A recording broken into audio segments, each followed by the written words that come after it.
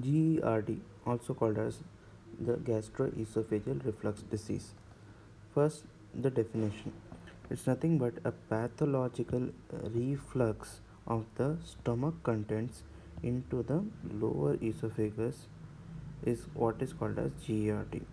If this occurs for a prolonged period of time, it can give rise to esophagitis. Alright, so coming to the classification, there are four classifications here. First classification is based on symptoms, if the person is symptomatic or if the person is asymptomatic. In second classification, it's either divided into primary and secondary causes. Like primary cause will be due to LOS incompetence. LOS nothing but lower esophageal sphincter, and secondary causes like due to surgeries that have been done in the gastric region that can also give rise to GRD. Coming to the third classification, which is based on the sliding hernia. Remember, the most very important cause for GERD is sliding hernia. We'll talk about this more in the causes for GERD. Coming to the fourth classification, either it can be classified as acute GERD or chronic type. So, what can be the cause for acute conditions? Of course, it is due to stress or due to diet, like alcohol consumption can cause GERD. Coming to chronic causes, like after surgery, like post esophageal surgery, or if there is a hiatus hernia, that is going to cause GERD.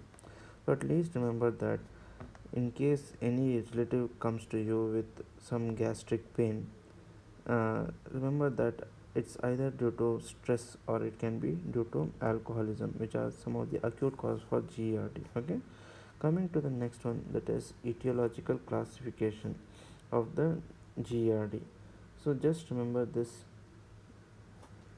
I think the diagram itself is self-explanatory. Coming to the pathogenesis of this, uh, it all starts with the decreased lower esophageal resistance or decreased lower esophageal tone. So what happens here is that whenever you overeat something, so it is going to cause gastric distension, and of course the fundus particularly gets stretched in this case.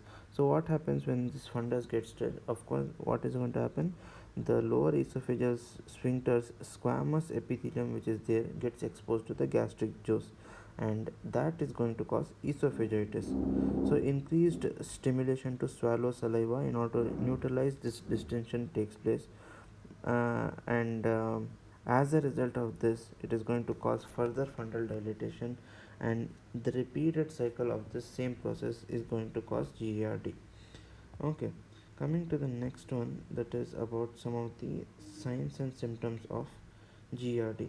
The most important sign that you have to remember in a case of GERD is the presence of epigastric pain. The patient will usually come with epigastric pain, or he'll come with a heart-burning sensations.